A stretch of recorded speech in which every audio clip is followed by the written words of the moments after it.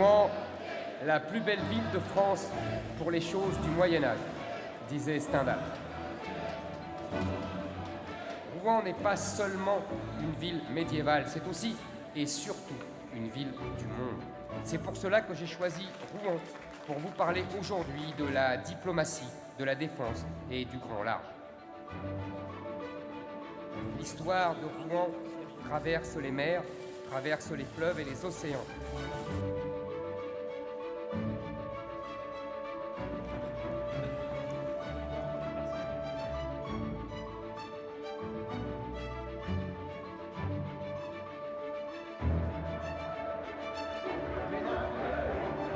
Rassurez-vous, la France peut rester une grande puissance à condition qu'elle s'en donne les moyens économiques, diplomatiques, stratégiques. Les intérêts de la France ne sont pas ceux de l'Irlande, qui ne sont pas ceux de la Croatie. Ce discours politique qui défend la dilution de notre puissance nationale dans le trou noir européen est le discours de ceux qui ne croient plus dans notre pays. Désolé, mais je ne suis pas de ceux-là. Oui, dans le monde non plus, la France n'a pas dit son dernier mot. Les Français n'ont pas dit leur dernier mot. Je vous remercie.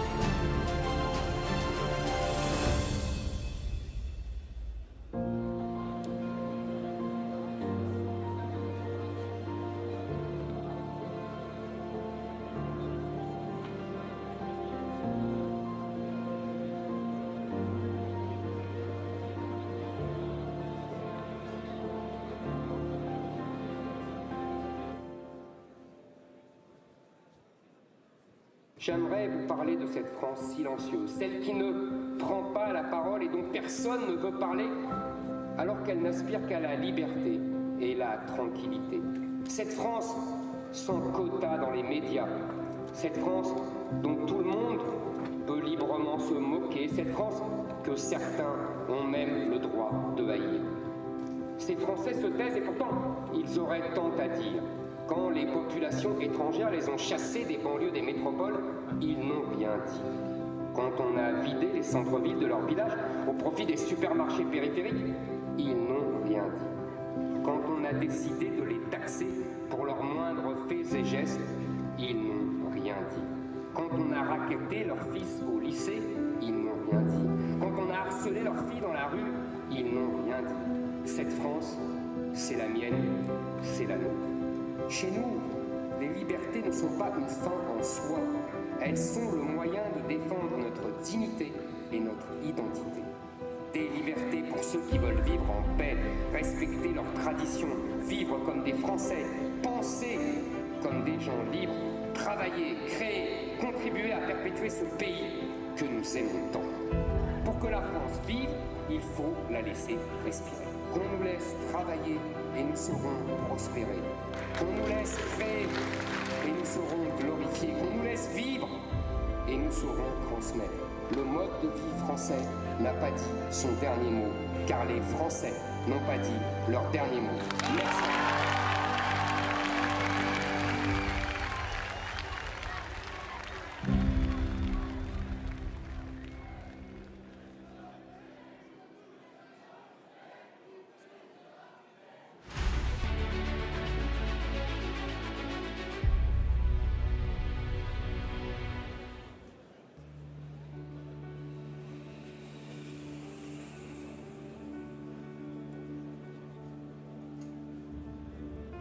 Pour moi, la Corse, c'était l'empereur.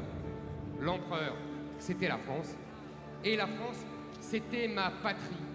Et c'était la fierté de faire partie de cette formidable histoire. Alors, à chaque recoin de mes livres d'histoire, je retrouvais les Corses. Jusqu'aux bandes dessinées. Je lisais Astérix en Corse et je m'esclaffais à chaque réplique. Les Corses, ce drôle de peuple, un peu lointain et pourtant tellement proche de moi, à la fois profondément français et profondément attaché à leur sol natal. La nation, c'est un lien unique par-delà la mort. C'est quand nos ancêtres étaient amis et que nos enfants le seront aussi. Pour moi, le juif d'Algérie, c'est considérer que Napoléon est mon grand-père et que Jeanne d'Arc est mon aïeul. Nos élites ne le comprennent pas, nos élites ne le comprennent plus. L'assimilation est une déclaration d'amour permanente parce que la nation est un enracinement charnel et spirituel. Ceux qui le refusent n'ont rien à faire ici.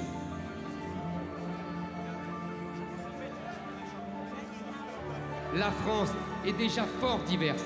La Bretagne, la Savoie, le Pays Basque, la Lorraine, la Champagne, l'Auvergne, toutes ces petites patries ont été réunies par l'histoire pour n'en former qu'une grande. Les meilleures qualités de chaque peuple réunies pour n'en faire qu'un seul. Notre diversité est là. Et dans cette formidable épopée, la Corse fait partie intégrante de la France. Vous êtes un peuple romain, vous êtes un peuple fier qui aime la grandeur et la puissance. Vous aimez la France quand elle poursuit le rêve de Rome. Car la lutte identitaire de la Corse pour la sauvegarde de sa culture et de sa langue, pour résister à l'immigration de masse, pour empêcher la bétonisation à outrance, c'est la France tout entière qui aurait dû mener cette lutte, pas seulement la Corse.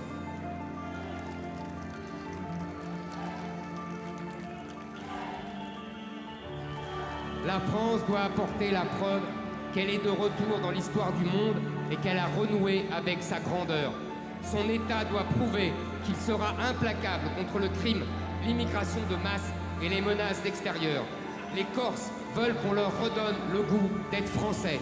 Ils veulent appartenir à une nation qui est fière d'elle-même, qui ne regarde pas son passé comme une suite de crimes, mais au contraire, comme une succession de hauts faits et d'épisodes glorieux. Ne vous tourmentez donc pas. La France a inventé Jeanne d'Arc, elle a inventé Saint-Just, elle a inventé Clémenceau. Elle n'a pas fini d'en inventer. Ça, c'est son affaire. Soyez rassurés, mes amis, la France n'a pas dit son dernier mot.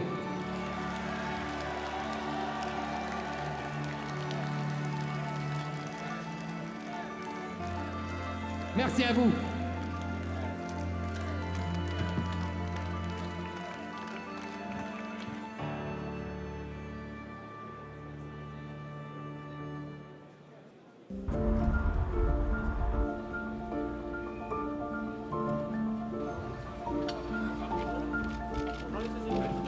Une petite note.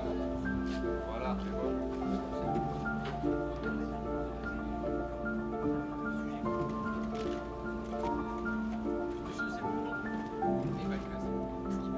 Et je dirais,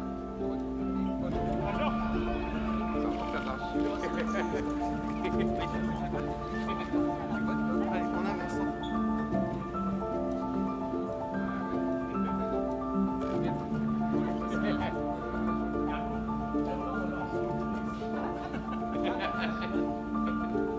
Tu joues à quelle place, toi? Ah oui? Bon, c'est Rodera, et pour dessert. Bonjour, messieurs, dames. Et là, Dominique.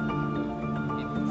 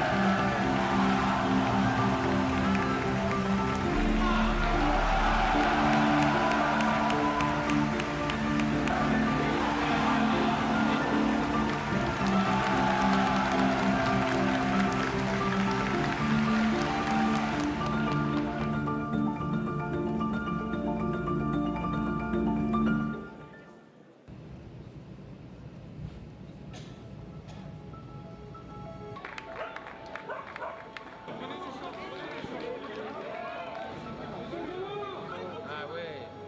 Ah là, génial. Merci beaucoup. Avec une petite sauce crémeuse et idéale. Et de la purée. Et bravo parce que vous avez réussi à réconcilier, comme vous voulez le faire, la droite du peuple. Vraiment, merci, ne vous découragez pas parce qu'on est des millions de combattants. Je fais plein de folies. Et vous nous avez rallumé pas une flamme d'espoir, un feu d'espoir. Et on est tous comme ça, c'est pas moi, c'est tous. Et c'est incroyable. On n'est pas des soutiens, on n'a jamais fait de politique. Et on n'a jamais fait de politique. Voilà. Non, merci à vous. Non, on n'est rien. Ne lâchez rien. Merci. Et non, ne lâchez rien. Ne vous découragez jamais. On vous considère comme un messie. Une image, non, maman, arrête. Messie. Mais bon, j'ai pas dit ça. Magnifique. Et attention, cassez pas tout, on va se faire gronder après. Merci, monsieur le Président. Salut, ça va? Ouais. Zemmour, président. Merci. Ah, monsieur Zemmour. Voilà, à la France. À la France.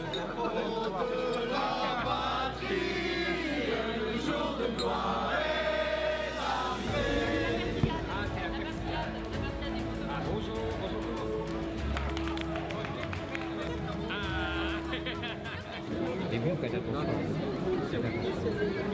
Vous pouvez écouter sur moi, ne vous inquiétez pas. Alors, avec les lunettes de star, je vais faire barman. Voilà, super.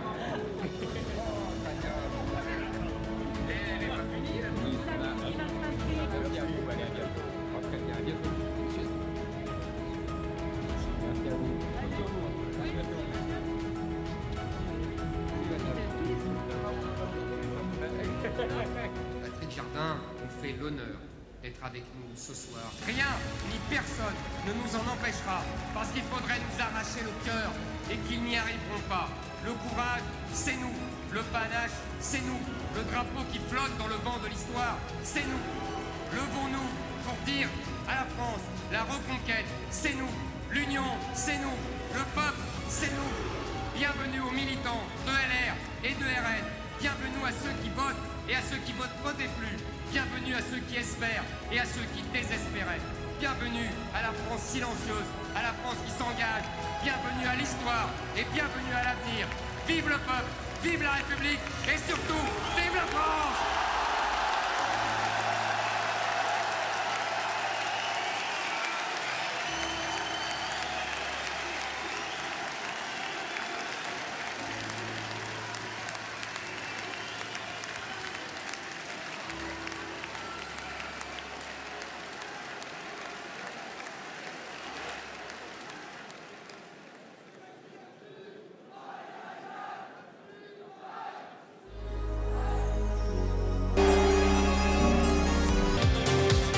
chers amis, bienvenue à Solier. Vous êtes plus de 3000 pour soutenir Éric Zemmour aujourd'hui.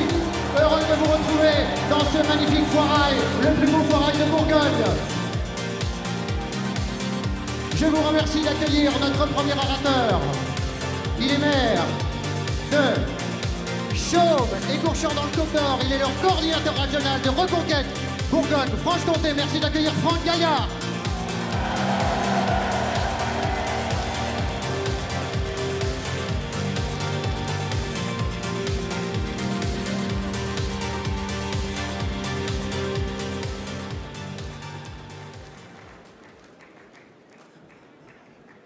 Bienvenue à toutes et à tous. Bienvenue, cher Éric, en Côte d'Or, où vous pouvez le constater, le monde rural est derrière vous et avec vous. Si j'ai décidé de vous rejoindre et de vous parrainer, c'est parce que l'analyse que vous faites sur nos campagnes est exactement la réalité du terrain. Égalitaires devant l'impôt, nous sommes aujourd'hui les lépreux du gouvernement, ceux que l'on cache, le queuleux de la famille, comme on dit en Bourgogne. Je pense aux familles des petites communes qui ont vu fondre leur pouvoir d'achat avec la hausse des carburants. Eux qui ont besoin tous les jours de leur voiture pour aller au travail, faire leurs courses, aller en ville pour avoir un médecin à cause des déserts médicaux. L'État se retire de jour en jour d'un territoire qui a fait et nourri la France. Fermeture d'écoles, de postes, de gendarmerie, de gares. La pauvreté s'installe dans nos petites communes. Nous perdons aussi notre pouvoir de maire au profit des communautés de communes dont les dirigeants, un jour ou l'autre, seront les barreaux locaux. Merci. Merci, Éric, de penser à ceux qui souffrent, sans brûler de voiture, sans pleurnicher constamment, ceux qui aimeraient avoir des usines, du travail, des médecins, des commerces, près de chez eux. Merci de rétablir nos paysages sans éoliennes, afin de profiter de nos superbes vues de nos territoires et rendre leur vrai prix à nos maisons installées à proximité.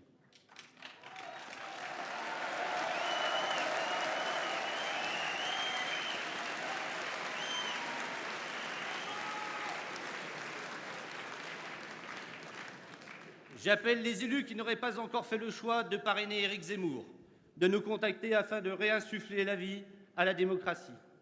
Merci à nos responsables départementaux pour le travail qu'ils font. Merci à ces jeunes qui se battent pour garder nos valeurs et défendre leur avenir.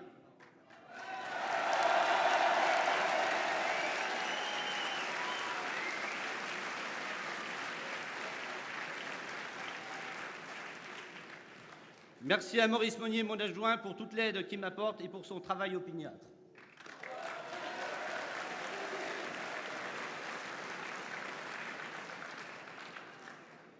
J'étais certain que les sondages nous sous-estimaient, mais là, en vous voyant tout le monde qu'il y a aujourd'hui, j'en suis sûr.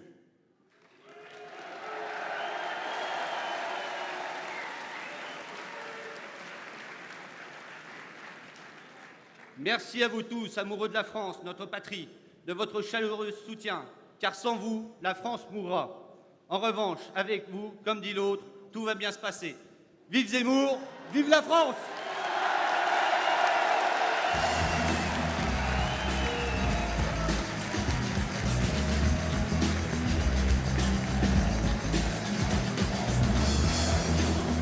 Il est maire de Durgy-le-Château. Il a été le premier maire Les Républicains à signer et parrainer Éric Zemmour. Merci d'accueillir Lou Beaumier.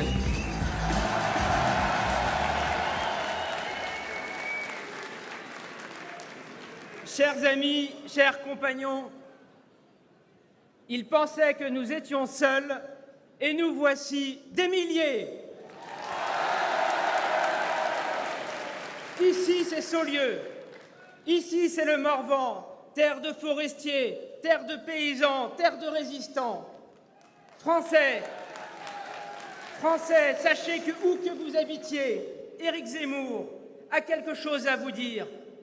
Éric Zemmour vient vous écouter, Éric Zemmour vient vous parler.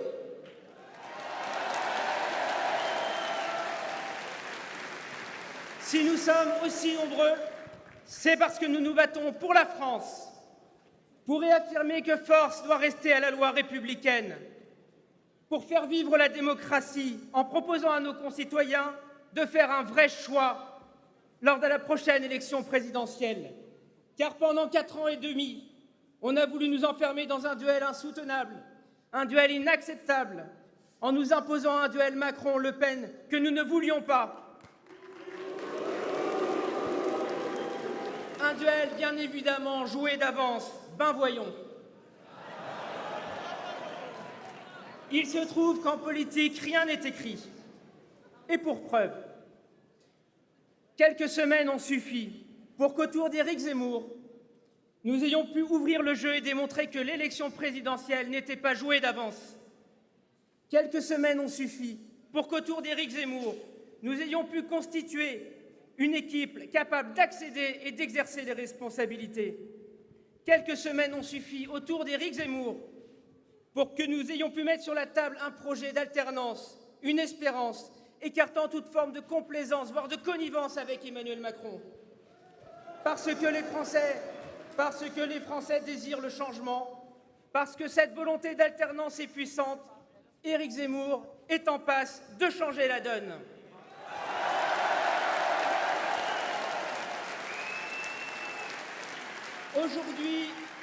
Aujourd'hui, rassemblés, mobilisés dans tout le pays, nous pouvons dire qu'Éric Zemmour va gagner. Il va gagner dans le secret des urnes, parce que nous nous sommes déterminés, parce que le peuple de droite ne se laissera pas voler, une fois de plus, cette élection. Aujourd'hui, moi aussi, je lance un appel aux maires de France à parrainer Éric Zemmour. La démocratie, vous le savez, chers collègues et chers concitoyens, c'est trancher nos divergences par le vote. Alors, chers collègues, parrainez qui vous voulez, mais parrainez surtout Éric Zemmour. Nous avons besoin de vous.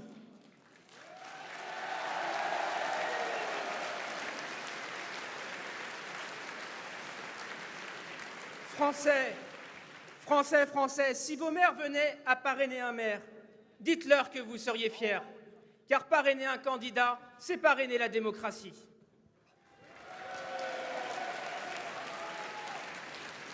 Chers amis, après 10 ans de socialisme et d'immobilisme, après 10 ans de procrastination, il est temps que tout change.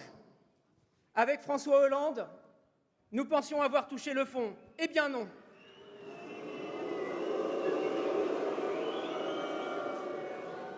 Emmanuel Macron, c'est l'histoire d'une révolution de palais qui n'a d'autre nom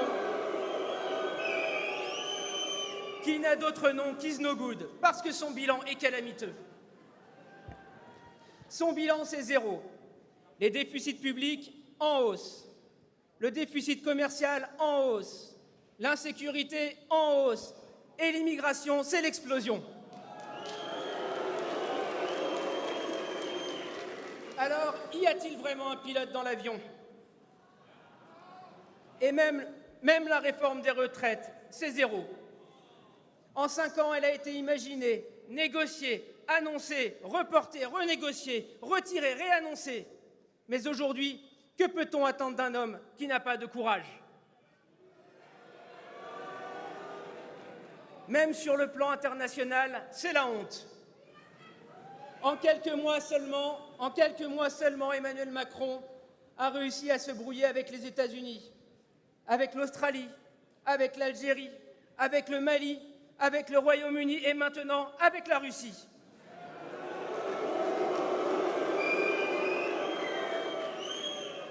Emmanuel Macron est-il vraiment en position de porter encore la voix de la France à l'international? Comme disent les jeunes, la question, elle est vite répondue.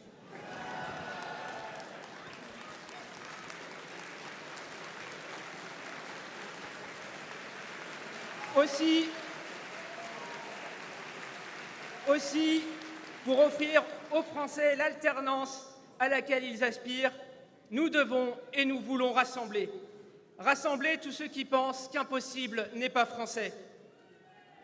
Je veux dire aux Républicains, à tous mes amis qui s'interrogent, que leur avenir, c'est ici. Que l'avenir de la droite, c'est ici. Parce que l'avenir du pays, c'est ici.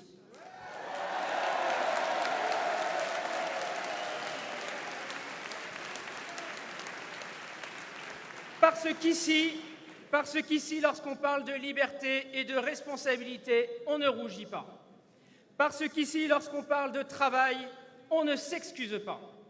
Parce qu'ici, lorsqu'on parle de mérite, on ne sourcille pas. Parce qu'ici, lorsqu'on parle de valeur, on ne tout saute pas. Parce qu'ici, lorsqu'on parle d'assimilation, on ne se dérobe pas. Parce qu'ici, tout simplement, il y a du cœur, du courage et de l'audace.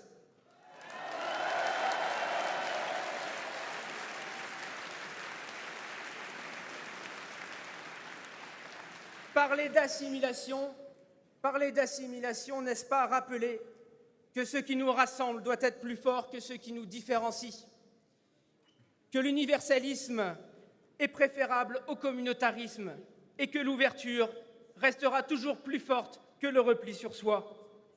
Alors, faute d'arguments, on vous parlera de vote utile. Laissez-moi vous dire qu'il n'y a qu'un seul vote utile pour le pays, c'est voter Zemmour.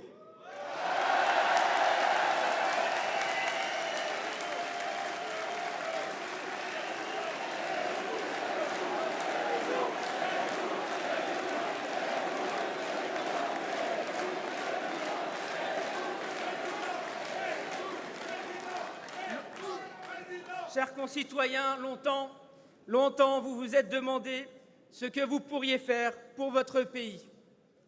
Laissez-moi vous dire que l'élection présidentielle qui arrive donnera à chacun l'occasion de devenir un héros, en permettant à la France de reprendre en main son destin.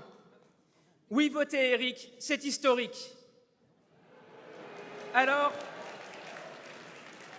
chers amis républicains, vous qui avez vécu la conquête en 2007, rejoignez-nous maintenant et venez vivre la reconquête.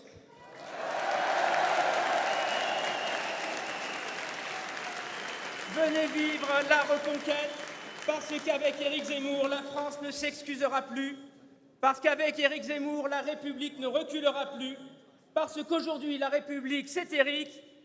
Alors vive la République, vive la France et vive Éric.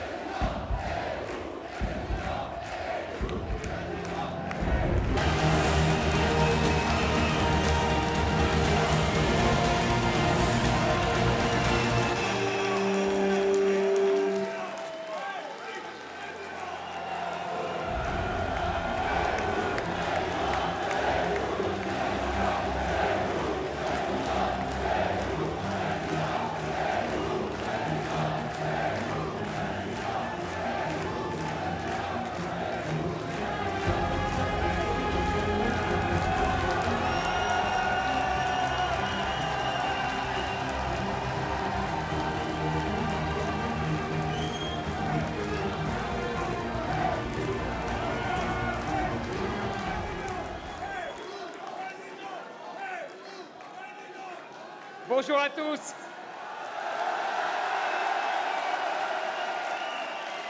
Bonjour à tous, mes amis. Merci. Merci pour cet accueil si chaleureux. Merci d'être aussi nombreux aujourd'hui à Saulieu. 3500. Vous êtes 3500 dans cette salle magnifique.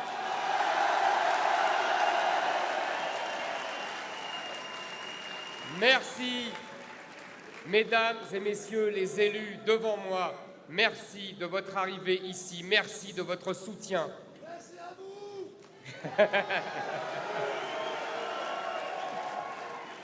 Je vous remercie pour ce fabuleux déjeuner bourguignon tout à l'heure et pour ces échanges passionnants. Oui, j'étais chez Bernard Loiseau et je l'en remercie. Je veux m'adresser à tous les élus de France. Mesdames et messieurs les élus de nos communes, vous qui êtes si souvent méprisés par le pouvoir parisien, vous portez en vous l'espérance française. Sans vous, pas de démocratie, pas de sursaut, plus de République. Alors, je dis honneur aux maires et aux élus de France. Nous comptons sur votre liberté, sur votre courage, sur votre indépendance pour donner à la France la voix silencieuse qui lui revient. Je dirais même pour donner à la France silencieuse la voix qui lui revient. Et justement, je dis merci à cette France silencieuse qui se trouve rassemblée aujourd'hui à mes côtés. Vous avez raison. Je dis merci à cette France qui a répondu à mon appel ici, à Saulieu, comme j'ai répondu au sien.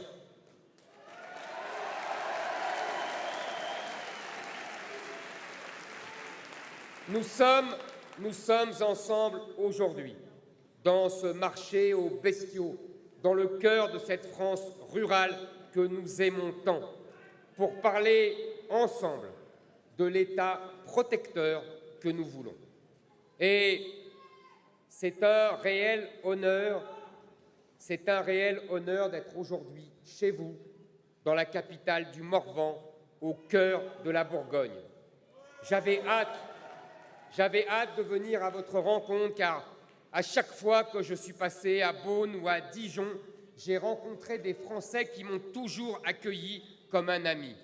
Des Français qui étaient fiers de me faire découvrir leurs vignes, leur gastronomie et leur histoire.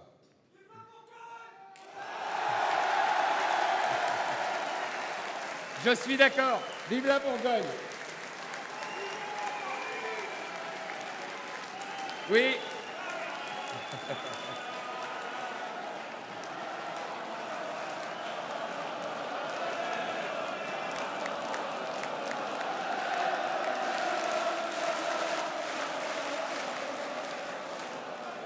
Oui.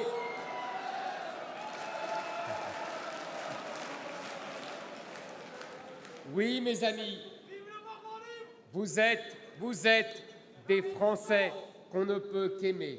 Vous êtes le pays des forêts. Et quelle forêt! J'y ai passé un long moment dans la matinée, j'y aurais passé des jours entiers. Vous êtes le pays de la gourmandise, des grands vins, des grands vignerons, de l'architecture et des vallons.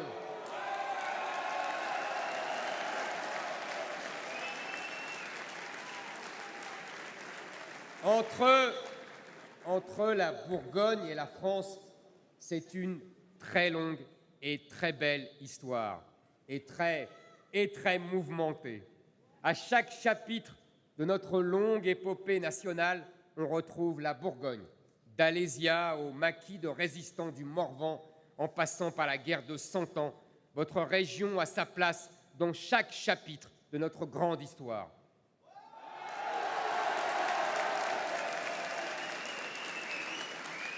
Si je fouille dans ma mémoire mes tout premiers souvenirs d'enfance à propos de la Bourgogne, je vois aussitôt apparaître ces scènes tournées aux hospices de Beaune dans la Grande Vadrouille. Mais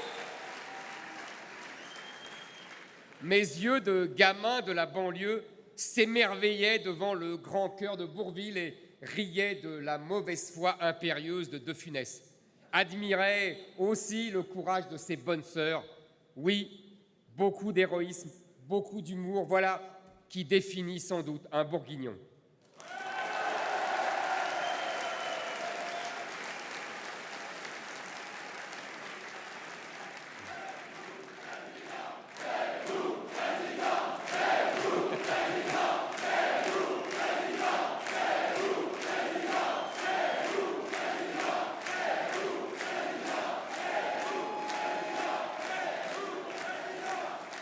Oui, partout où la France est grande, on croise la Bourgogne et on croise les Bourguignons. Le philosophe Bossuet, le compositeur Rameau, le maréchal Davout, le talentueux écrivain Lamartine et le bâtisseur Eiffel.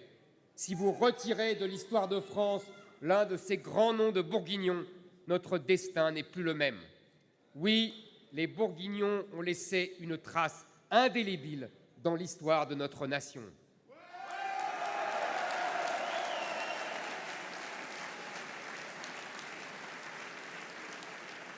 Comme ici à Saulieu, car Saulieu est une capitale mondiale, grâce à un homme à qui je souhaite rendre un vibrant hommage, car il a fait honneur à sa terre et honneur à la France en hissant notre gastronomie sur le toit du monde.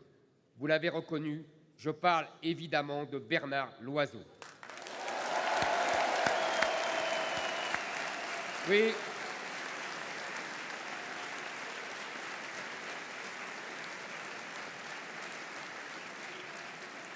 Bernard Loiseau, l'enfant du pays qui a donné à la cuisine contemporaine ses lettres de noblesse, à la France gourmande du XXe siècle sa réputation, à la Bourgogne son rang au sommet de l'art de vivre à la française.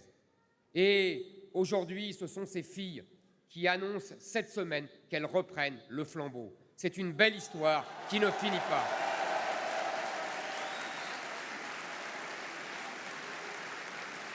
Merci à la jeunesse fidèle, merci aux filles de Bernard Loiseau. Longue vie à cette œuvre familiale qui exprime si bien cet art de vivre que le monde nous a longtemps envié et que nous allons remettre au goût du jour.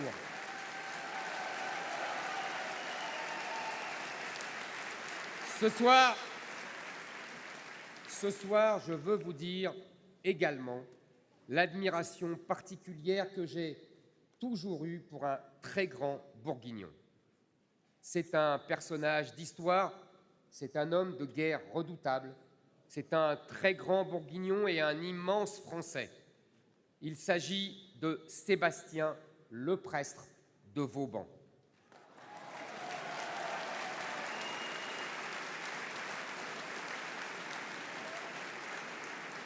Au service de Louis XIV, il a révolutionné la manière d'assiéger une cité. Au service du royaume, il a révolutionné la manière de se défendre.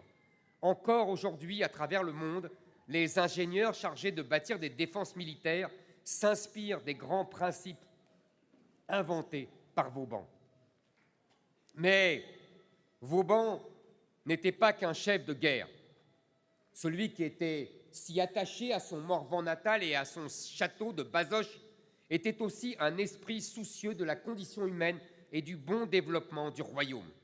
Inlassablement, toute sa vie, il n'aura eu de cesse que de chercher à comprendre comment enrichir un peuple et lui rendre la vie plus douce. Vauban pensait sans cesse à ce qu'on appelle aujourd'hui l'aménagement du territoire. Dans ses milliers de lettres et de notes, il recommande au roi Soleil d'assurer la prospérité de ses sujets avec un État fort qui assurent la paix, avec des voies de communication qui désenclavent les villages, avec des lois justes qui permettent à chacun de manger à sa faim. Cette réflexion, entamée par Vauban, c'est finalement celle du rôle de l'État. Un État qui n'oppresse pas, mais qui n'abandonne pas. Un État qui laisse libre, mais qui ne laisse pas tomber. À Lille, la semaine dernière, j'ai rappelé à quel point notre bureaucratie avait pris en France une place démesurée. Elle parasite un État devenu envahissant et terriblement efficace quand il s'agit de ponctionner les Français, de privilégier les étrangers, de gaspiller nos impôts, mais honteusement absent quand il est indispensable. Qu'est-ce que les Français attendent de leur État? La première chose, qu'il cesse de les emmerder définitivement et le plus vite possible.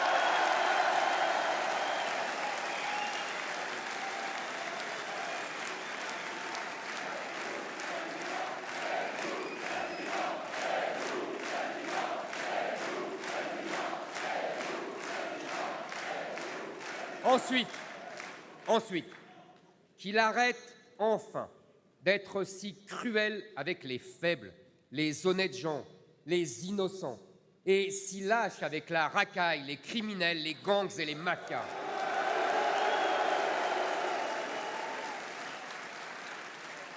Qu'il redevienne bienveillant avec ceux qui travaillent, ceux qui créent, ceux qui respectent la loi, ceux qui ne cassent pas et qui souffrent souvent en silence. Cela s'appelle les protéger.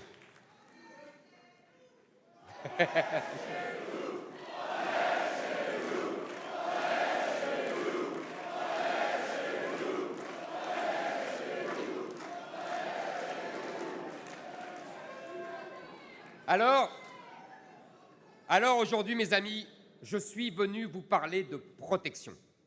La protection de votre sécurité, la protection de nos campagnes et de nos villages, la protection des Français les plus fragiles, la protection de nos anciens, la protection de nos agriculteurs et de nos paysages, la protection de tous ceux que l'État a abandonnés.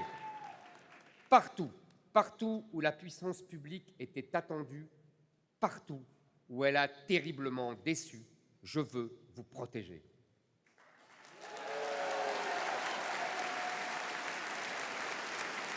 Vous le savez, ma priorité, c'est de vous protéger, c'est de réarmer cet État régalien, justice, police, armée, celui que vous attendez, celui que vous ne voulez plus voir reculer. J'emploie ce verbe à dessein, car à chaque fois qu'un policier ou qu'un gendarme recule, c'est toute notre conception de l'ordre public qui est remise en cause.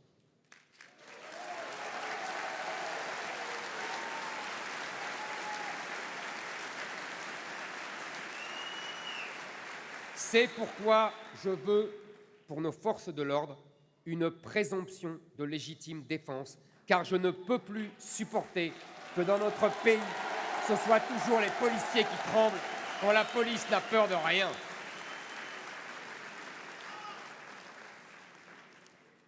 Pour vous, mes chers amis, je veux une défense excusable. Si vous êtes attaqué ou cambriolé, il n'est pas normal que vous ne puissiez pas vous défendre face à un agresseur.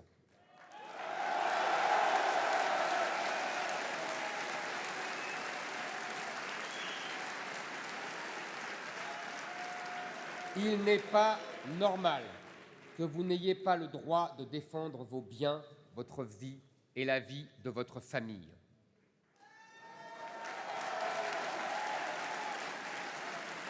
Il n'est pas normal que Stéphane, un bijoutier de Nice, qui s'était fait braquer par des voyous, soit condamné par la justice parce qu'il a tenté de se défendre.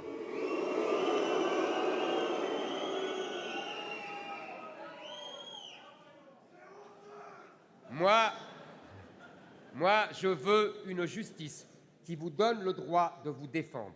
Parce qu'à la campagne, la gendarmerie ne peut être au bord de chaque chemin. Alors, je veux que ceux qui vous attaquent sache que vous avez désormais le droit de contre-attaquer.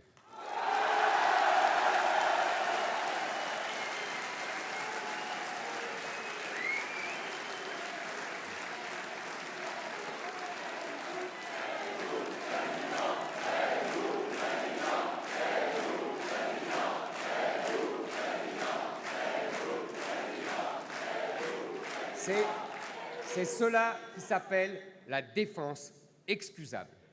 Je l'ai dit dans le Loir-et-Cher, je le répète ici à Saulieu. Le gouvernement veut protéger les banlieues, moi je veux protéger nos campagnes.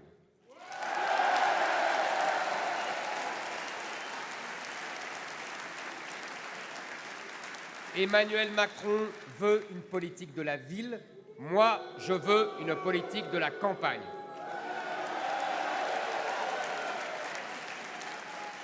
Je veux protéger nos petites communes. La France, c'est nous. Alors, nous nous présentons devant les Français avec un autre choix que celui qui a été fait par toutes nos élites depuis 40 ans. Nous faisons le choix de favoriser les communes rurales sur les banlieues des métropoles. Mes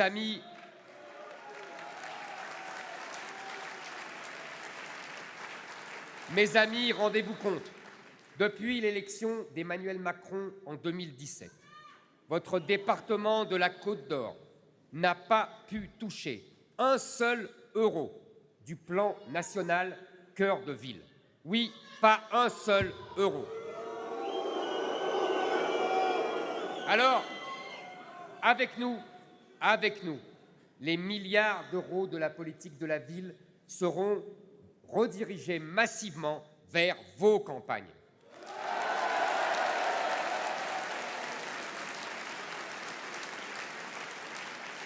Nous saurons, vous saurez tellement mieux les utiliser. Nous utiliserons cet argent pour redonner vie à vos villes, à vos bourgs et à vos villages. Ce seront des places rénovées, ce seront des rues commerçantes restaurées, ce seront des bourgs ressuscités.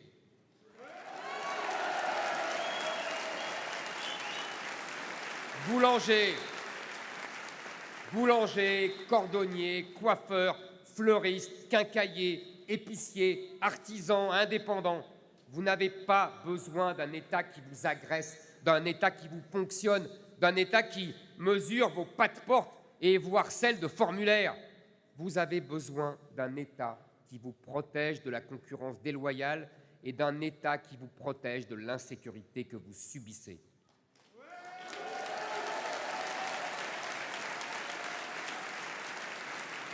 Quand vous êtes commerçant dans le centre d'une petite commune et qu'un grand centre commercial ouvre à l'entrée de la ville d'à côté, vous savez que cela signifie pour vous la mort prochaine. Vous n'avez pas les moyens de lutter, vous n'avez pas de marge assez confortable. L'État vous assiège déjà et maintenant la concurrence va vous écraser. Alors, je refuserai désormais la construction de nouveaux centres commerciaux à l'entrée des villes.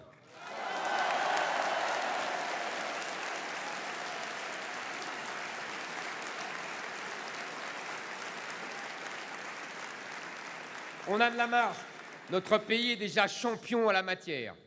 Alors, je vous aiderai, je vous soutiendrai, je vous permettrai d'embaucher et de récompenser vos travailleurs méritants avec ma prime zéro charge.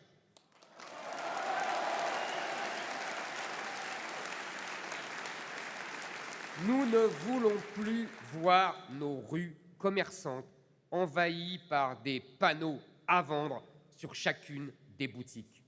Ces images nous blessent, car avec la fermeture des cafés, des boutiques, ce sont également vos souvenirs qui s'en vont.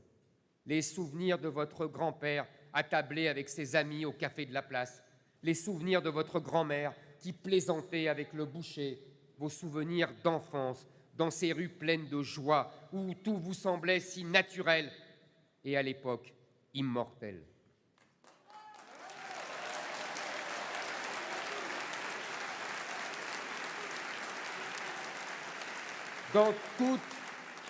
dans toutes nos campagnes. L'État que nous voulons, ce n'est pas l'État qui ouvre nos marchés aux 4 vents et plie à toutes les injonctions de Bruxelles. C'est l'État qui protège nos agriculteurs de la concurrence déloyale. Il faut écouter le désespoir de nos paysans. Il faut écouter ces éleveurs qui se lèvent chaque jour avant le soleil, qui s'épuisent à la tâche et qui n'ont plus un centime avant la fin du mois. Chaque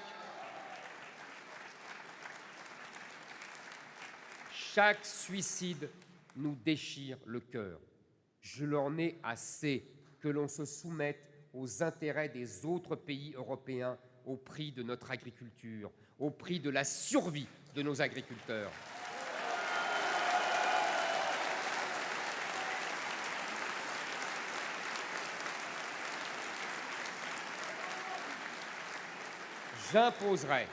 J'imposerai un moratoire sur la participation de la France aux négociations des traités de libre-échange.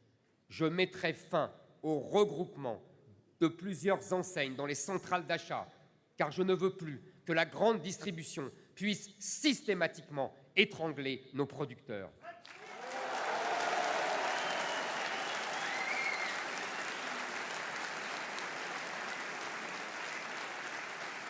Cela fait trop longtemps que l'on accepte que nos agriculteurs ne vivent plus de leur travail.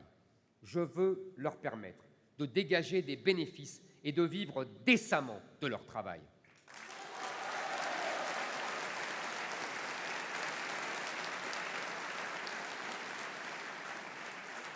Pour nos agriculteurs comme pour nos enfants, je veux privilégier les circuits courts. Alors, j'augmenterai la part de produits locaux dans la restauration collective. À la cantine scolaire, je veux que nos enfants goûtent le lait issu du lait des fermes à proximité plutôt que des productions industrielles venues de l'autre bout du monde.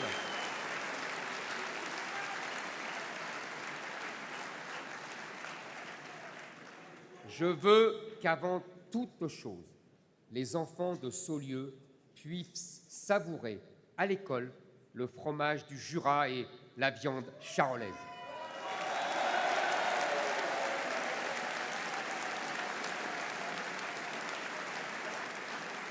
Je veux qu'ils savourent les fruits de leur nature. Jean-Jacques Rousseau disait « On est ce que l'on mange ». Nous sommes Français, et plus que n'importe qui au monde, nous savons que l'on s'enracine, que l'on devient Français par le goût et par la table.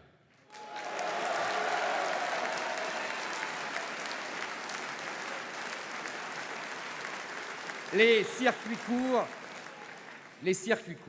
ce n'est pas seulement une protection pour nos enfants, ce n'est pas seulement un enjeu pour notre sécurité alimentaire, c'est aussi la protection de nos terroirs, de notre nature. Nous voulons lutter contre la bétonisation de nos campagnes et pour cela, avancer main dans la main avec les acteurs locaux qui connaissent mieux leur territoire que personne. Paysans, agriculteurs, électeurs maraîchers, vignerons, vous ne produisez pas seulement de la viande, des fruits, des légumes ou du vin. Vous entretenez vos terres, vous dessinez nos paysages, vous modelez nos campagnes plus efficacement qu'aucun service d'urbanisme ou d'aménagement du territoire n'aurait su le faire.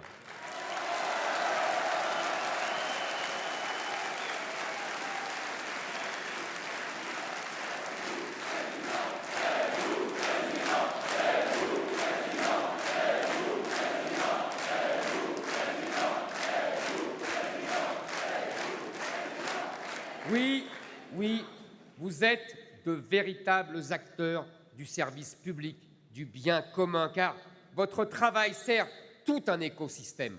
Vous avez su sublimer la nature en la mettant au service de l'homme. Vous avez embelli nos campagnes et l'État ne peut plus les laisser sans les dire. Oui, nous avons besoin de la puissance publique pour protéger nos écosystèmes et la beauté de nos paysages. Oui, nous avons besoin que l'État mette fin à la folie des éoliennes qui enlaidissent notre horizon.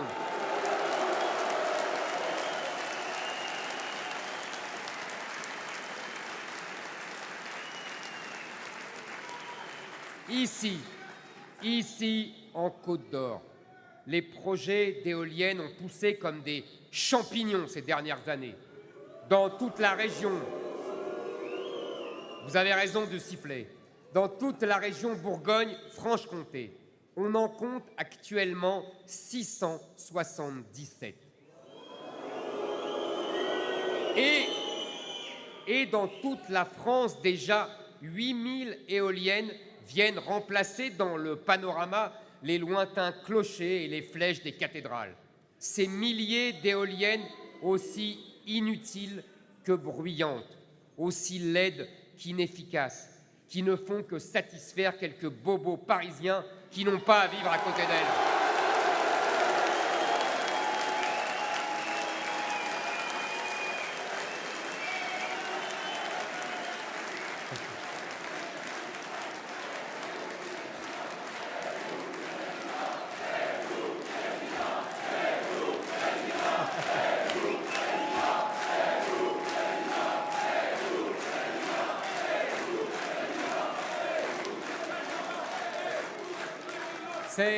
Ces éoliennes qui ne font qu'enrichir quelques lobbies, qui ne font qu'affaiblir notre souveraineté énergétique et alourdir notre facture électrique.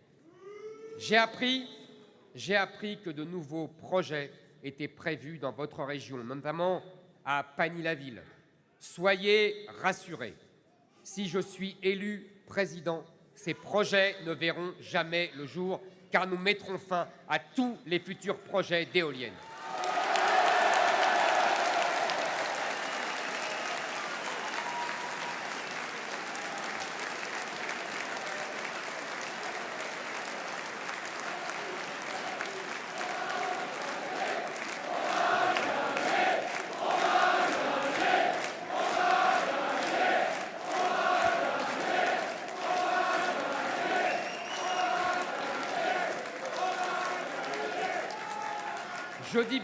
Je dis bien tous les futurs projets. Nous investirons dans d'autres énergies renouvelables, en complément de l'énergie nucléaire, des énergies décarbonées qui n'aggravent pas le réchauffement climatique comme le font les centrales à charbon rallumées par Emmanuel Macron.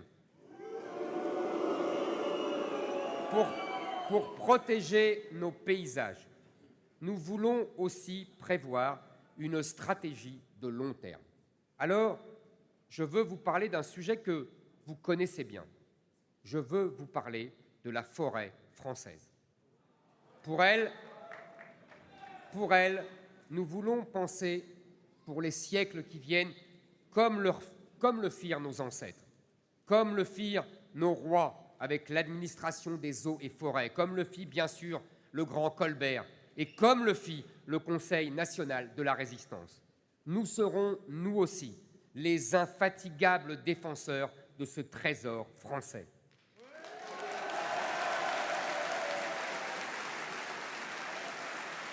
J'étais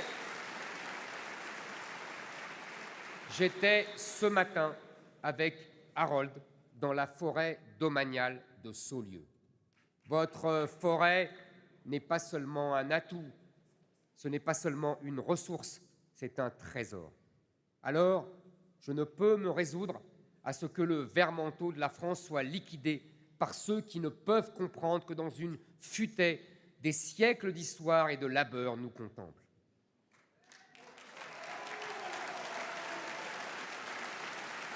Je ne peux me résoudre à ce qu'un Emmanuel Macron propose un plan pour la forêt sur 2 ans.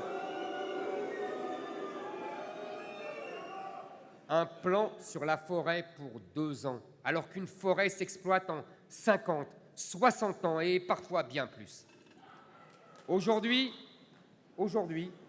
les forêts en France couvrent 17 millions d'hectares de terre en France métropolitaine.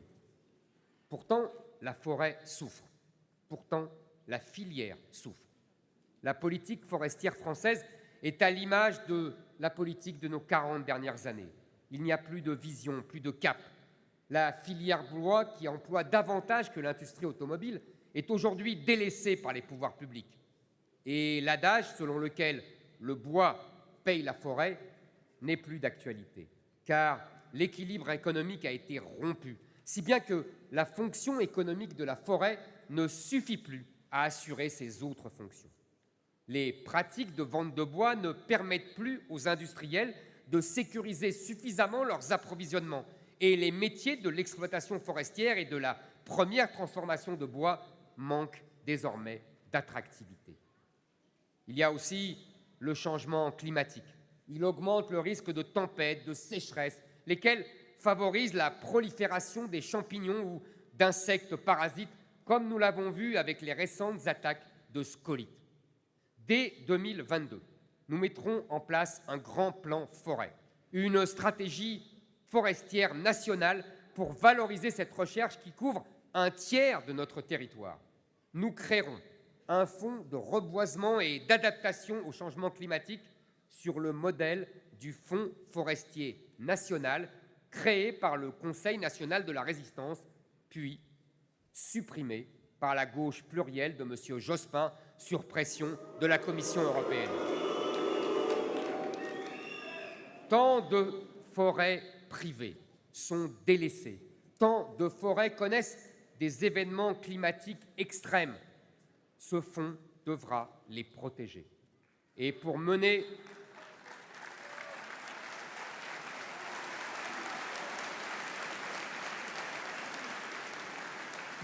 ce défi, nous aurons besoin d'une filière forte et d'une filière rentable.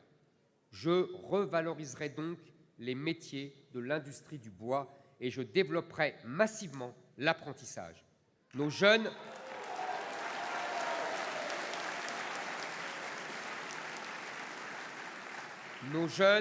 doivent être sensibilisés à la préservation de nos forêts. Je sais comme cette filière attire déjà. Voilà l'écologie que nous aimons. Voilà l'écologie que nous défendons. L'écologie qui protège et pas celle qui oppresse. L'écologie qui sauve ce qui est beau, pas celle qui enlaidit les paysages. L'écologie qui respecte ce que l'on est et pas celle qui punit, pas celle qui interdit les sapins de Noël.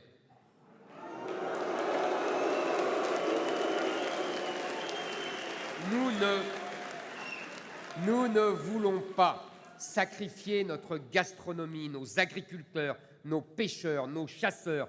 Ils sont les vrais amoureux de la nature.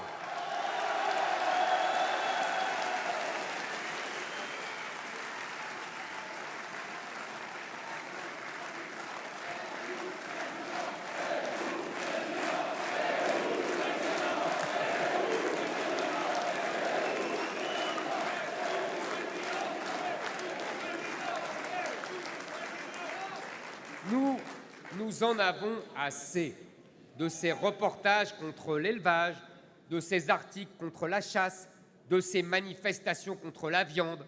Je veux que dans 50 ans, on puisse encore aller chasser avec son petit-fils.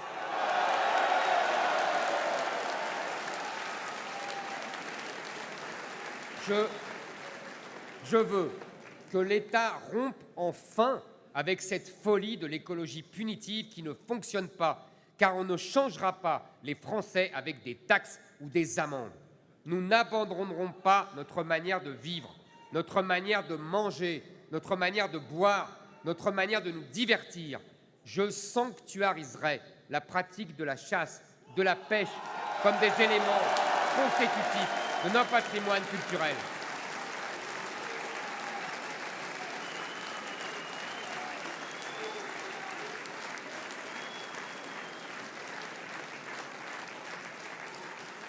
Oui, mes amis, je sanctuariserai la chasse et la pêche comme des éléments de notre constitutif culturel de la France.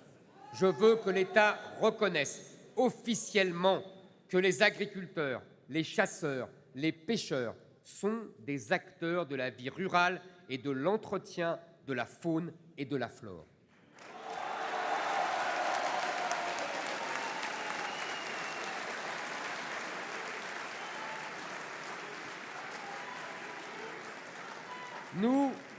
Nous voulons protéger notre patrimoine naturel, mais également notre patrimoine architectural. Et nous ne voulons plus voir les églises de nos villages en si piteux état.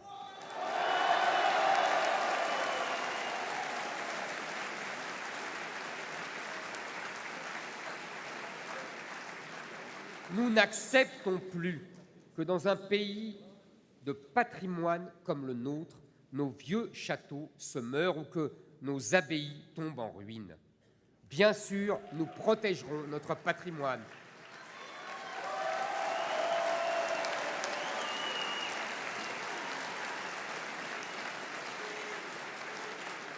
Car c'est beaucoup plus important que de financer l'audiovisuel public à coups de milliards d'euros chaque année.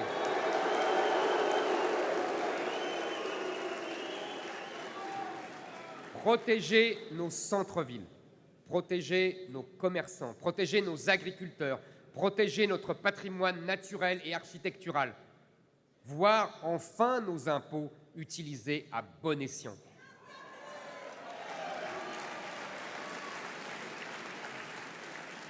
Voilà ce que nous sommes tous en droit d'attendre de l'État. Voilà ce que je vous propose.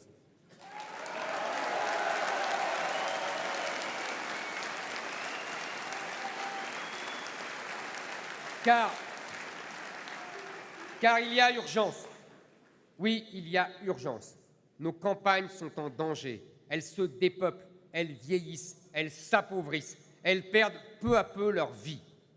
Un exemple qui vous concerne. En 20 ans, Saulieu a perdu 17% de sa population. C'est colossal. Des situations comme celle de Saulieu sont malheureusement de plus en plus courantes dans notre pays. Au même moment, les métropoles sont en plein boom démographique. Alors, je vais vous poser une question. Pourquoi les fonds publics devraient-ils toujours être dirigés vers des communes où la vie est bien là, où le dynamisme économique est déjà présent? Ce n'est pas cela la justice. Moi,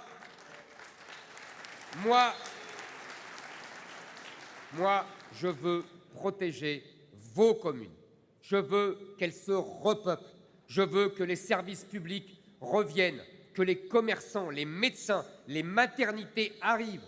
Et pour cela, il n'y a pas 50 solutions. Il faut de la vie. Il faut des naissances. Il faut des familles.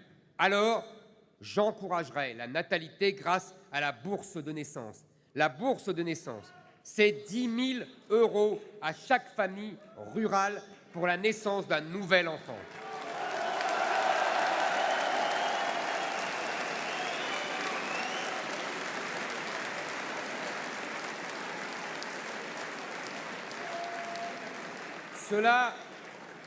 Cela les aidera à financer l'arrivée de ces nouveau-nés. Les conditions pour en bénéficier, d'abord être français.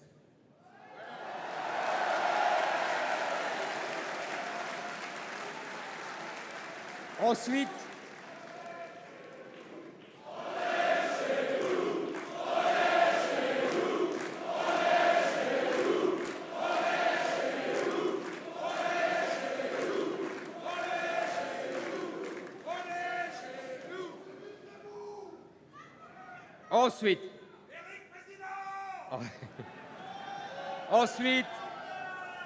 Ensuite, vivre depuis plus de 2 ans dans une commune rurale et y résider encore 3 ans.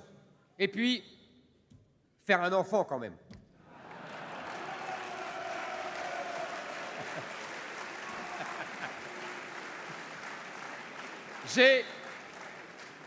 J'ai parlé des médecins qui doivent revenir quand la vie reviendra. Et vous savez où je veux en venir. J'ai honte, mes amis. J'ai honte de cette France où désormais il faut parfois faire des heures de voiture pour trouver un spécialiste, pour pouvoir accoucher à la maternité.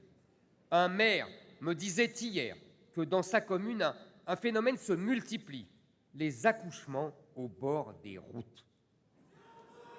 Mais où sommes-nous? C'est le retour au Moyen-Âge.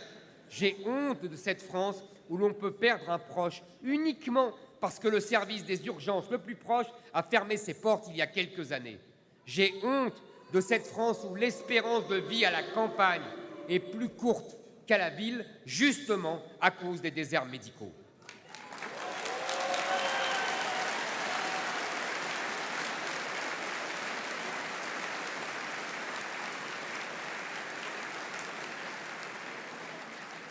Dans votre région de Bourgogne-Franche-Comté, 205 communes sont actuellement considérées comme des déserts médicaux. 205 communes, mes amis. Et les déserts médicaux, je le sais parfaitement, ce n'est pas ce que croient les bureaucrates parisiens. Un désert médical, ce n'est pas un médecin de moins. C'est pas de médecin du tout. Pas de dentiste, pas d'urgentiste. C'est le téléphone qui sonne dans le vide quand vous avez une rage de dents. C'est SOS Médecin qui vous répond « Ah non, nous n'intervenons pas dans votre zone », alors que votre nouveau-né a 40 de fièvre. C'est 3/4 d'heure de voiture quand vous avez une appendicite. C'est 3 mois d'attente pour voir un cancérologue. Le désert médical, ce n'est pas de souci de santé, c'est la douleur, bien souvent la peur et parfois la mort. Cela, nos bureaucrates l'ignorent. Alors,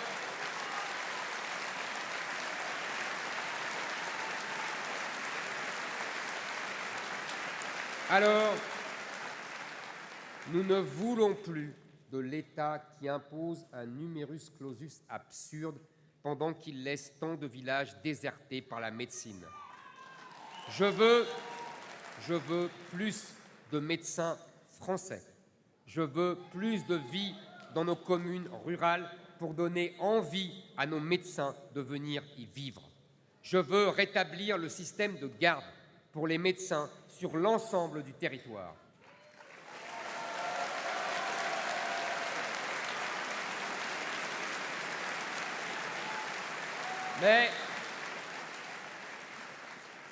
Mais il faut d'abord répondre à l'urgence. Et l'urgence, ce sera, dès notre arrivée au pouvoir, de recruter immédiatement 1000 médecins qui auront pour mission de travailler dans les centres de santé des déserts médicaux. C'est le département de la Saône-et-Loire, tout près d'ici, qui nous donne l'exemple avec cette mesure. Et ceux qui subissent le plus l'angoisse des déserts médicaux, ce sont nos aînés. Je veux m'adresser aujourd'hui à nos anciens, à nos parents, à nos grands-parents, qui ont travaillé dur toute leur vie et voudraient simplement jouir de l'existence dans l'amour de leurs proches avec, si possible, un petit confort matériel, avec, si possible, un minimum d'égard pour leur santé. Le scandale des cas de maltraitance dans les maisons de retraite qui a éclaté il y a quelques jours m'a serré le cœur. Oui, comme beaucoup de Français, ma mère avait fini ses jours dans une maison de retraite. Car depuis des semaines, je reçois des lettres et des emails de Français qui me racontent leur désarroi quand il s'agit de placer leurs parents dans ce type de structure. Car quand on a des parents dans ces établissements, on se saigne chaque mois pour payer des sommes astronomiques, parfois en étant contraint de vendre la maison familiale. On s'inquiète pour sa mère, pour son père, que l'on a installé ici, faute de mieux. On culpabilise, on s'angoisse, on s'inquiète. Que sommes-nous en droit d'attendre? Nous sommes en droit d'attendre de l'État, qui finance une partie de ces EHPAD, un minimum de contrôle, un minimum de respect de leur dignité, bref, de la protection. Alors, nous serons intraitables. Nous transférerons le contrôle des EHPAD au préfet et il aura désormais des pouvoirs de sanction immédiate en cas de maltraitance.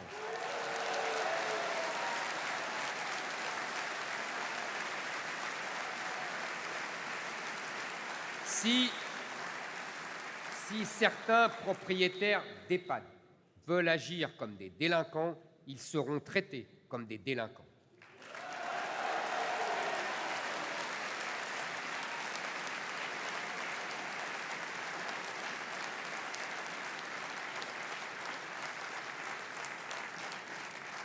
Les préfets auront les pouvoirs nécessaires pour dépisquer ces profiteurs de misère qui manipulent les familles et maltraitent les plus fragiles de notre société. Je veux que les personnes âgées qui le souhaitent puissent rester le plus longtemps possible chez elles.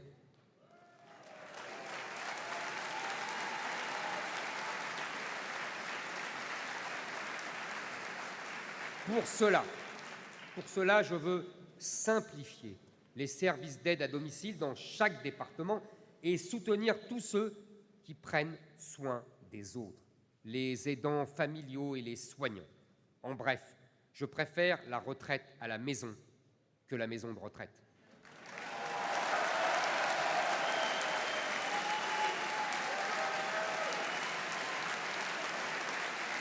Et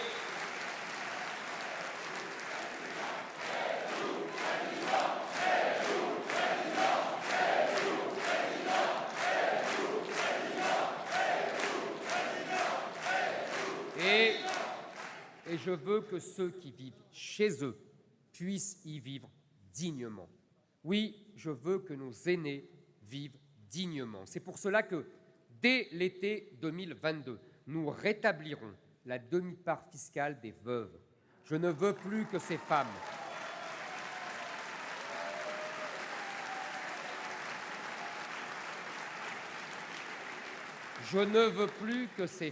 qui perdent leur mari voient au même moment leurs impôts s'alourdir. C'est vraiment injuste. De la même manière, j'ai décidé d'augmenter la pension de réversion des veufs et des veuves qui, lorsqu'elles perdent leur mari, voient en plus leur retraite diminuer de moitié. Les pensions de réversion passeront donc de 50% à 75% de la pension du conjoint décédé.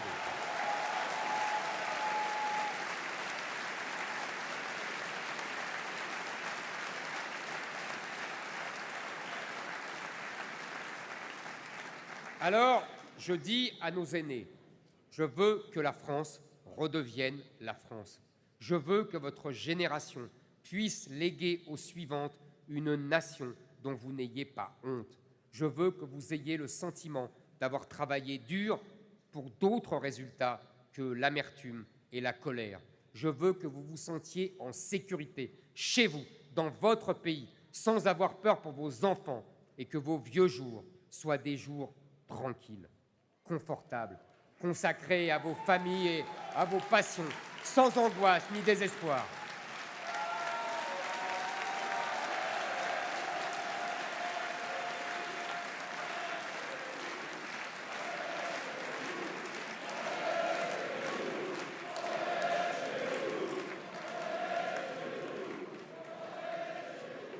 Mes chers amis, je vous ai donné beaucoup d'exemples et je crois que vous avez compris ma vision. Qu'est-ce qu'un État qui protège? Ce n'est pas un État qui vous dit « laissez-moi faire, je m'occupe de tout ».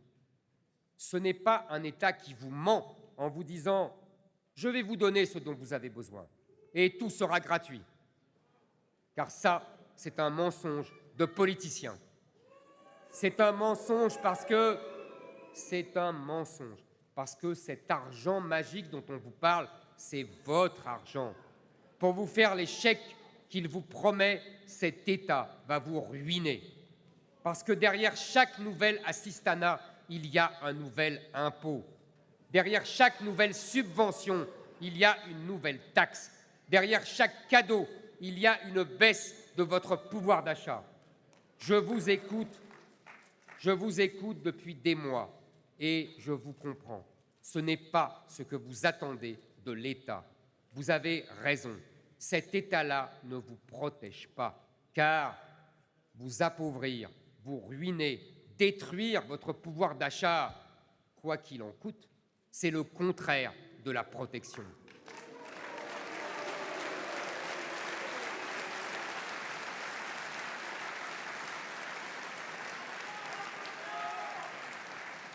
Non, vous n'attendez pas de l'État qu'il vous protège de manière bureaucratique. C'est pour cela que tous les autres vous ont menti quand ils ont dit qu'ils vous protégeraient. Parce qu'ils ont voulu vous protéger par l'impôt, par les taxes, par les règlements, par les interdictions, par la centralisation. Mais on ne protège pas un peuple par l'étatisation, par les statistiques, par les subventions, par l'assistanat. Ce que vous attendez de l'État avant tout, c'est qu'il choisisse mieux ses combats. Ce que vous attendez de l'État, c'est qu'il cesse, je le répète, de vous emmerder, c'est qu'il utilise vos impôts à bon escient.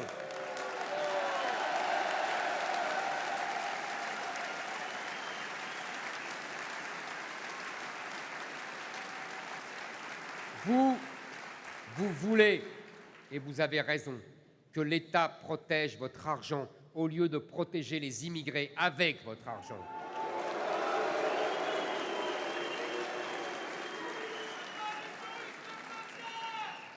Vous voulez que l'État protège vos frontières plutôt que de protéger les clandestins avec vos impôts.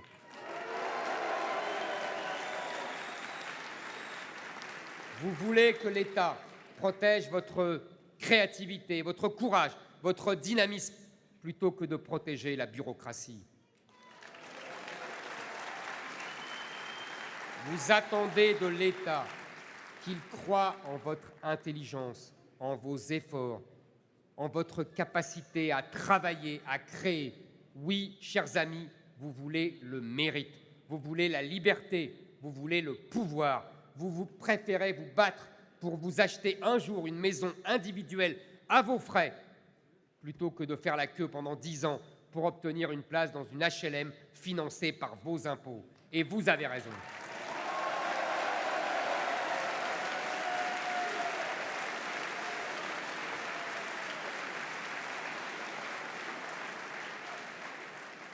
Vous ne voulez pas de l'État que vous promettent les politiciens, moi non plus, et nous avons raison. L'État protecteur, le vrai, c'est l'État qui vous laisse gagner votre vie et qui vous laisse dépenser votre argent comme vous le voulez. C'est l'État que je veux diriger.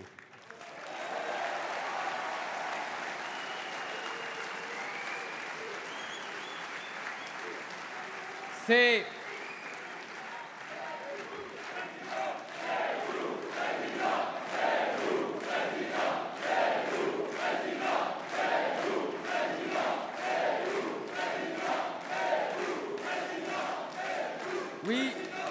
Oui, cet État, c'est l'État sans gaspillage, sans usine à gaz, sans gabegie déguisée en providence.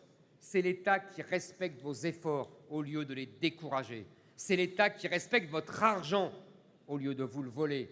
C'est un État qui sera le meilleur allié de votre réussite, de votre confort, de vos projets, de votre inventivité et de votre liberté.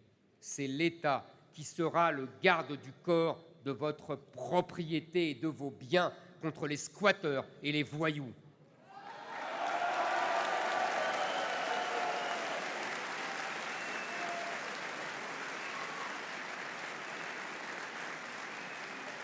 C'est un État puissant, mais humble, implacable avec les criminels et bienveillant avec les innocents.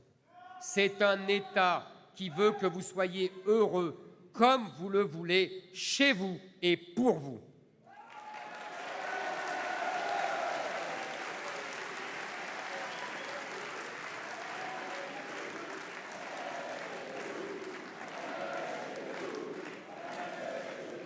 À côté de notre vision saine, droite, pour tout dire, française de l'État, il y a celle de tous les autres. Savez-vous, chers amis, comment désespérer quelqu'un de fragile, quelqu'un qui souffre déjà beaucoup, qui a du mal à vivre de son travail et a besoin de protection? Les politiciens s'y prennent très bien. Je vais vous le dire. Vous le désespérez si lui promettant monts et merveilles, si vous lui promettez des chèques, des barèmes, de l'argent théorique, de l'argent magique, alors que vous ne pourrez jamais tenir aucune de ces promesses. Cela s'appelle l'économie politicienne. Et dans cette campagne électorale, nous avons de parfaites représentantes de l'économie politicienne.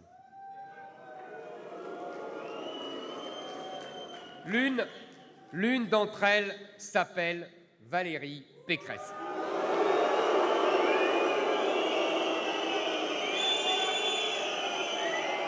Bon.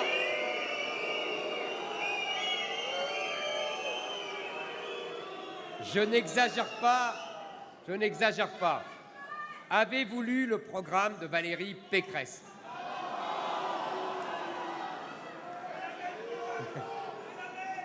Je vais vous donner un exemple récent. Elle a annoncé qu'elle voulait créer une banque publique destinée à financer les projets des jeunes. Et elle précise que ce sera, je cite, la banque du droit à l'échec. Non, vous ne rêvez pas, la banque du droit à l'échec. De quoi s'agit-il? Il s'agit de dire aux jeunes, ne cherchez pas à monter des projets utiles, efficaces, rentables. N'essayez pas de réussir surtout. Ne tentez surtout pas d'être intelligent. Faites n'importe quoi, c'est le contribuable qui paye.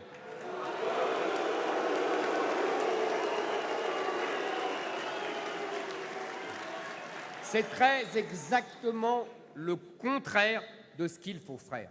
Mais Valérie Pécresse ne s'arrête pas là. Elle veut également augmenter le SMIC de 10% en faisant payer une bonne partie de cette mesure par les patrons. Je dis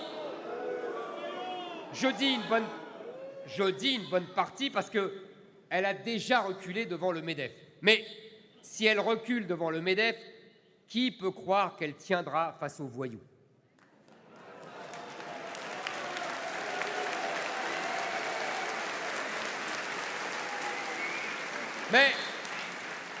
Mais cette mesure, c'est la mesure de gauche par excellence. Quelles en sont les conséquences? Une baisse de l'embauche, donc une hausse du chômage, donc une hausse des impôts et donc une baisse de pouvoir d'achat. C'est la quadruple peine.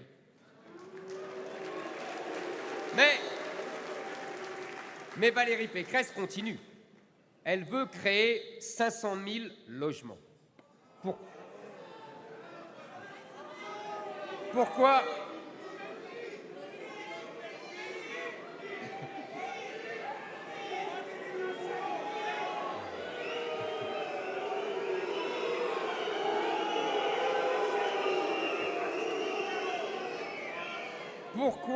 Pourquoi 500 000? Je vous le demande, parce qu'elle aime les chiffres ronds, sans doute. Avec quel argent? Quand? Comment? Avec qui? Pour qui? Peu importe. Ce que Valérie veut, l'État l'exigera, mais c'est vous qui le financerez.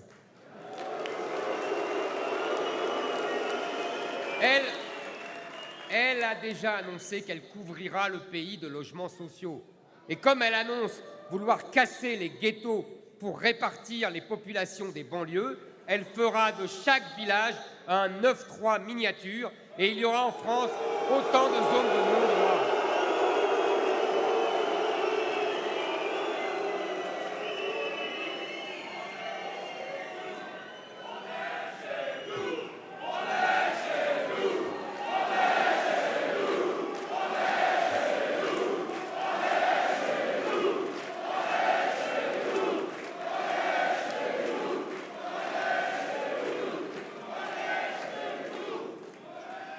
Après une telle mesure, il y aura en France autant de zones dites de non-droit que de clochers.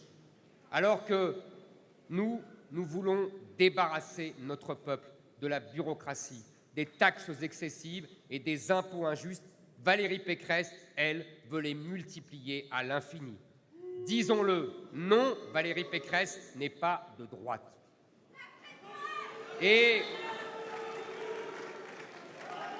dois-je vous parler de sa politique migratoire?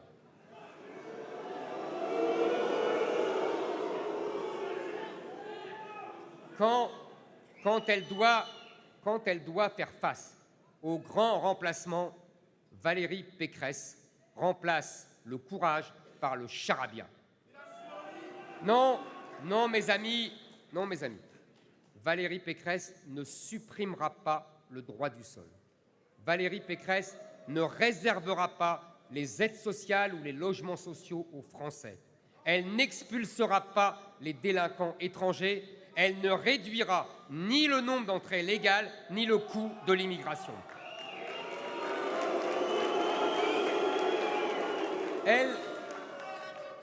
Elle continuera de s'entourer d'islamo-droitistes qui ne vous protégeront jamais de la conquête de notre pays par l'islam. Moi, je vous protégerai.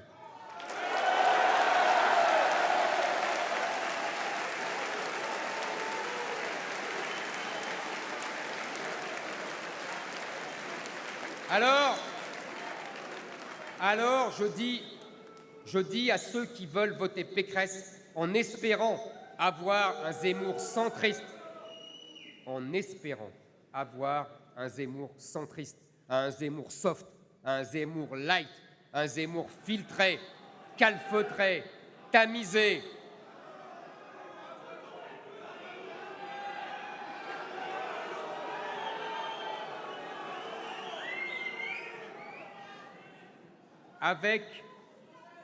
Avec Valérie Pécresse, vous n'aurez pas Zemmour. Vous n'aurez même pas une moitié de Zemmour. Vous aurez un masque plaqué sur le visage de la technocratie. Et comme je suis tout sauf un masque, vous n'aurez rien du tout.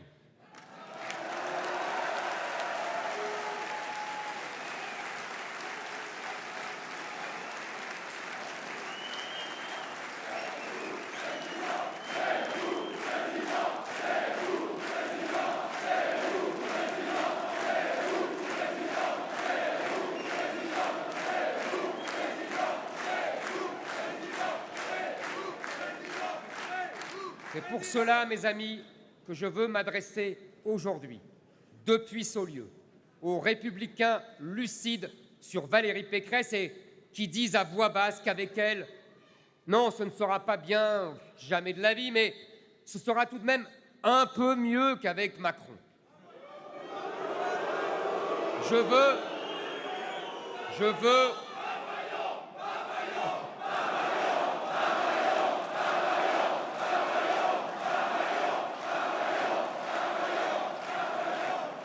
veux leur dire, puisque vous êtes lucides sur les failles béantes de votre candidate, et c'est tout à votre honneur, alors allez au bout de votre logique, assumez ce que vous pensez, suivez votre instinct, reconnaissez que le centre droit de Valérie Pécresse ne vaudra pas mieux que le centre gauche d'Emmanuel Macron.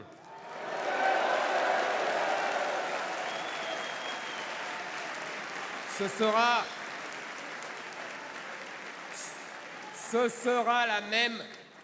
sera la même lâcheté, les mêmes zigzags, la même hypocrisie, le même abandon de tous les principes.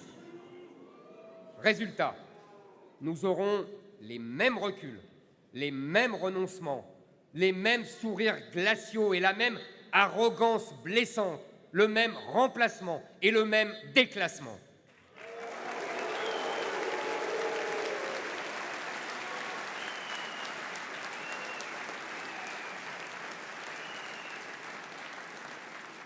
Valérie Pécresse répète du matin au soir qu'elle est la seule à pouvoir battre Emmanuel Macron. Mais imaginons un peu ce que pourrait donner un duel entre ces deux robots de la technocratie française. Leur affrontement se résumerait à un face-à-face entre deux miroirs. Quand vous posez deux miroirs face à face, mes chers amis, vous le savez, vous ne voyez plus qu'une chose, le vide.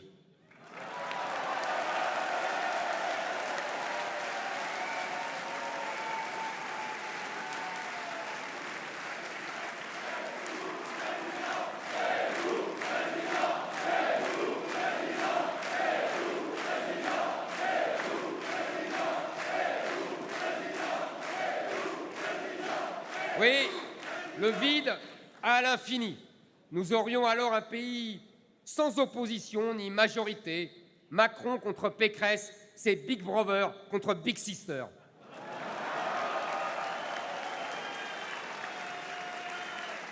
Je suis celui qui ne laissera pas ce piège se mettre en place. Je suis celui qui rendra à la France son identité, son débat, son insolence, sa personnalité et tout ce que cette personnalité signifie, l'indépendance, la liberté, la sécurité, la culture. Je suis celui qui s'interpose entre les deux miroirs et qui leur dit « Non, vous ne ferez pas du second tour la débâcle de la France. » Je suis celui qui dit « Au second tour, il y aura un robot, mais un seul, et nous lui ferons face, nous lui barrerons la route. » La France n'est pas un pis-aller, la France n'est pas un faute de mieux, la France n'est pas un mieux que rien.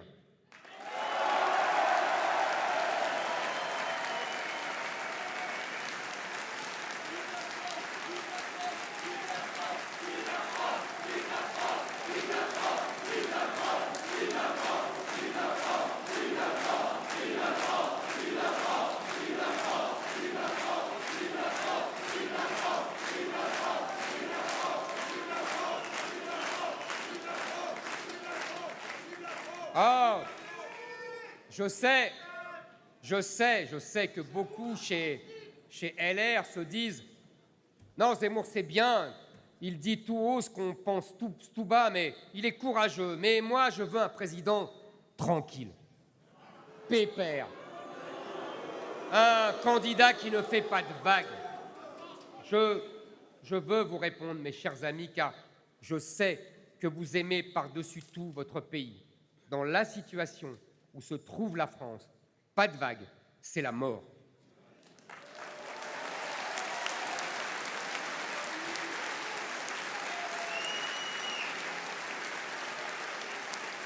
Pas de vague, cela signifie pas de souffle, pas de grandeur, pas d'histoire de France, pas de cap sur l'avenir.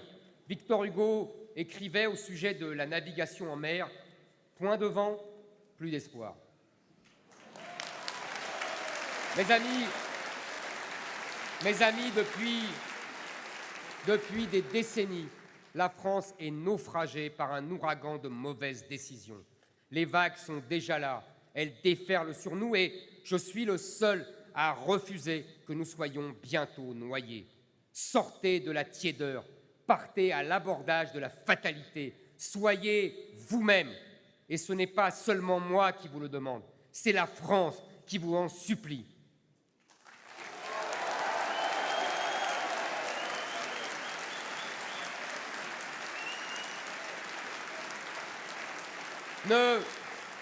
Ne soyez pas des miniatures de vous-même.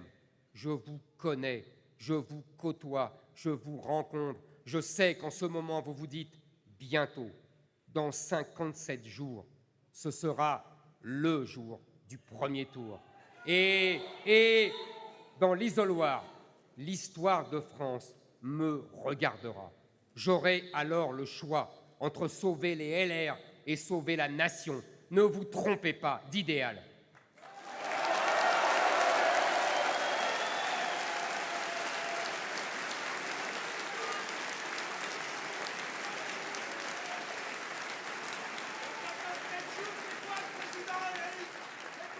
Notre idéal commun, c'est la France.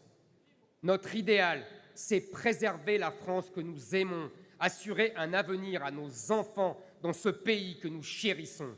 Oui, il s'est passé quelque chose dans notre pays que rien ni personne n'arrêtera plus. Ce qui nous arrive enfin, c'est l'espérance retrouvée. Cela fait tellement longtemps que nous attendions.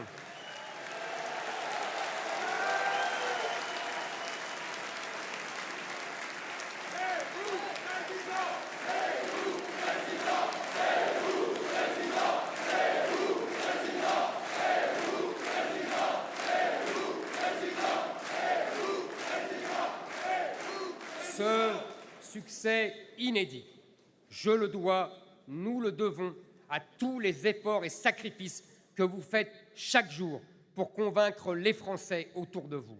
Bientôt 100 000 membres, mes amis. Oui, bientôt 100 000 adhérents à Reconquête.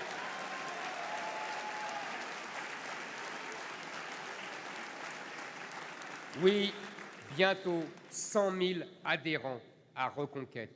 Quelle activité sur tous les marchés de France, partout, sur Internet, sur tous les panneaux d'affichage, dans les boîtes aux lettres. Et bientôt, j'espère, car je sais que je peux compter sur vous, en allant frapper à la porte de chaque Français pour propager notre message d'espérance pour la France.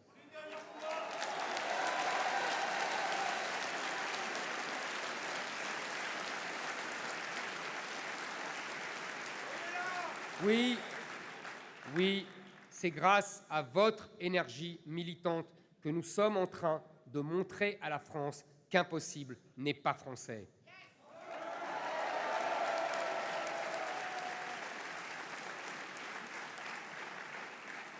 Rien ni personne ne nous fera mépriser nos parents, nos grands-parents, ceux qui nous ont donné la vie et à qui nous devons tout. Rien ni personne ne nous fera oublier nos enfants, nos malades, nos pauvres, nos innocents qui ont besoin d'être protégés contre la misère, l'injustice et parfois la barbarie. Rien ni personne. Rien ni personne ne nous fera abandonner les plus fragiles d'entre nous, qui nous supplient de les défendre. Il nous faudrait nous arracher le cœur et ils n'y arriveront pas. Ils ne nous déclasseront pas, ils ne nous remplaceront pas.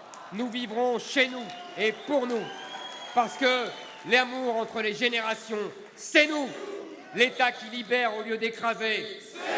Les frontières qui protègent l'identité. La fraternité entre compatriotes. Le peuple qui respecte le passé et l'avenir. La reconquête.